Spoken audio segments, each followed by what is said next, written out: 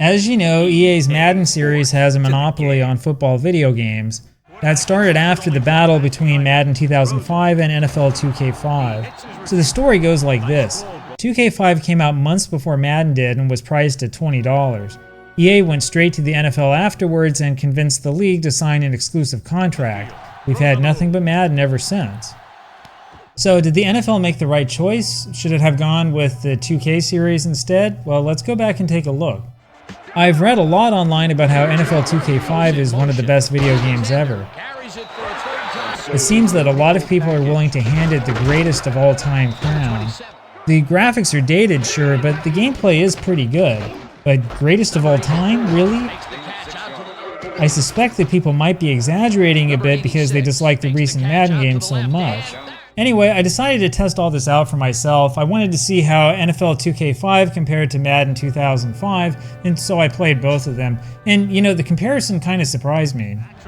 So first off, I'm actually more familiar with Madden 2005 on the PlayStation 2 than with 2K5. That's because my family got Madden 2005 back in the day. Now, it has been about 20 years since I last played it, so I'm not exactly an expert. However, it surprised me just how quickly stuff started to come back. So I guess you could say that I'm kind of biased towards Madden if I had a bias in this debate. Anyway, let's get straight into the comparison. We'll look at the most obvious thing first, the graphics. Now obviously these games are 20 years old and are going to look a little bit old. And I'm playing with the base games, I'm not using any revamped graphical mods for either one. In my opinion, 2K5 looks absolutely amazing. The graphics and animation look smooth, and I can always tell what I'm supposed to be looking at. When I step back to pass, I can easily see passing lanes opening up and can check quickly to see if the receiver is open. Everything looks like it should, in my opinion. Madden's graphics look a lot choppier and blockier. The gameplay is a tad faster, which is nice, but it's also hard to tell where the defense is coming from and how I should react to it. Now, Madden's passing graphics are a little bit wider, which makes it a little bit easier to see down the field. So if I freeze this play early, for example, you can see that one of my 4 receivers is almost completely off the screen, which I really have to blame on the camera angle. I made a mistake and threw an interception, though it probably didn't have anything to do with that camera angle. In contrast, here in Madden, I can't see my hot route receiver when I throw the ball, but I can see his defender and I know that I've got single coverage. And the result is a touchdown. Anyway, I think in terms of graphics it is actually kind of a toss-up. I mean, 2K5 has the smoother graphics by far, but Madden's graphics seemed a little bit better to me when it came to passing. Now, both games look old from a modern perspective, of course, and if you really only care about graphics, you're probably not that interested in these older games anyway. I do give a slight edge to 2K5 in terms of overall graphics. But what about play control? You know, the thing that we're probably most interested in. Well, like I said, Madden tends to be a little bit faster, and sometimes that's a good thing, like when you want to pull off a big 73-yard touchdown run. The 30, the 20, the 10, touchdown. If you look at this slowly, there really wasn't much skill to this at all. I just made one guy miss, sprinted past another guy, and was home free. The next time we had the ball, I ran almost the exact same play again for another big touchdown, a very similar result. The 30, the 20, the 10. Now, if you look closely at this second play, notice that the blockers are basically attached to the defenders like magnets. Compare that with this short run in 2K5. If you look slowly, you can see the defensive lineman trying to fight off the blockers to make the play. In the end, I am able to get to the second level, but the defenders there react accordingly. Looking at that Madden play again, you can see here that there is no second level at all. Both tackles I broke were in the third level. And when we rewind it, we can see that the second level guys were hooked to their blockers like magnets. This is actually most obvious when you're on defense, especially if you play the line. I'm not a great player at any of these games, so I tend to stick to the line and kind of rely on the computer to help at the backfield. And it's up front where you can really feel the impact that Madden's animation system has on the game. Take this play, for example, which ends up being a big interception for us. It's going the other way. He can't wrap him up. If we rewind it, you can see my guy on the line trying to fight free of the block to make a play on the quarterback. No matter what I did, I couldn't break free of the block or where the game wanted me to go. In contrast, I was able to move around and at least try to break free in 2K5, though it didn't help on this play. If we look at it in slow motion, you can see me moving left and right, trying to break free. Now, the one nice control feature that Madden had was the hit stick, which was new back then. Of course, if you use it at the wrong time, you can create some problems for yourself.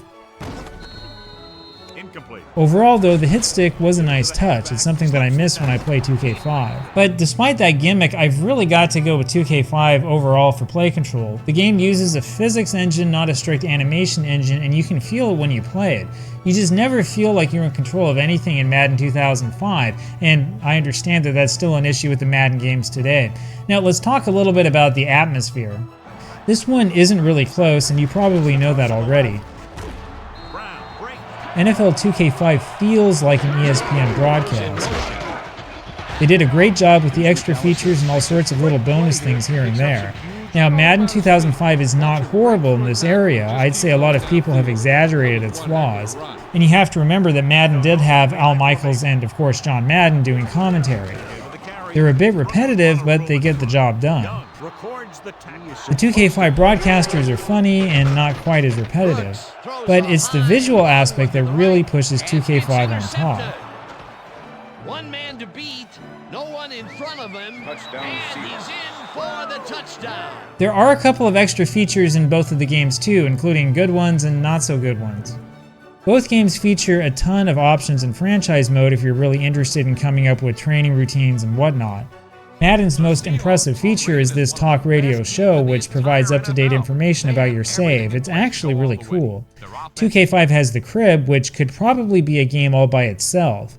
Now, I really do like the extra historic matchups that 2K5 provides. I know that Madden has older teams as well, but it's not quite the same. Madden's classic Madden game feature really is not worth it. Meanwhile, 2K5 has the 3D helmet cam mode, which just doesn't work.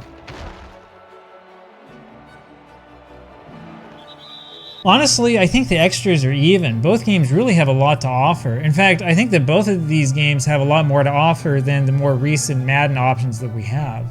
After playing both, I have to say that 2K5 impresses me more. But that doesn't mean that Madden 2005 was a bad game. One thing I noticed is that Madden just felt easier to me. It might have been the Seahawks-Saints matchup, I don't know. I was able to run the score up really early without much of a problem. The only touchdown I gave up came after a dropped punt return on a play that was kind of bizarre. Keeps his feet moving. A lot of space in front of him. The 20, the 10. I won the 2K5 game as well, though it was a lot closer.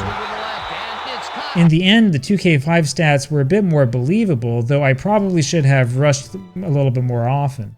In contrast, the Madden stats were totally a video game fantasy. We had almost 500 yards of total offense. So in terms of realism, I guess that 2K5 impresses me a little bit more. But you know, as much as I like the controls in that game, it does take a long time to play. Both games are kind of sluggish in that regard, actually. It takes me about an hour to play a full game either way, and that's while calling a ton of running plays. It's immersive, sure, but it really is a big time investment. So anyway, going back to our original question, did the NFL make the right decision by siding with EA? Well, naturally, I wish that they never had any exclusive contracts. The industry is much better off with actual competition. Madden 2005 is nowhere near as bad as some of the critics claim. Also, the people who love 2K5 tend to exaggerate its charm a bit. Both games look great, in my opinion. The play control is okay. But the thing that kills me with these games is the time it takes to play. I don't always have an hour to spare. And you know, that's why I really don't think that either one can get that title of the greatest game of all time. If I'm in the mood for football and want to play something that really gets me going, I'm always going to go to the real greatest game of all time. And you know what game that is. The first game for the Seahawks in this 2004 patch for Tecmo Super Bowl has them going up against the Chiefs for some reason. But you know, it doesn't matter. The thing that I love about this game is how it presents a real challenge to you every single time you play it. Even when I could see what was coming, I couldn't figure out a way to stop Priest Holmes. In the end, we had to rely on a running game and some play action to get guys open. I had some good luck and forced a safety. It was close, but we barely won in the end. And look at these stats. These stats look a lot more believable than either of those two more modern games.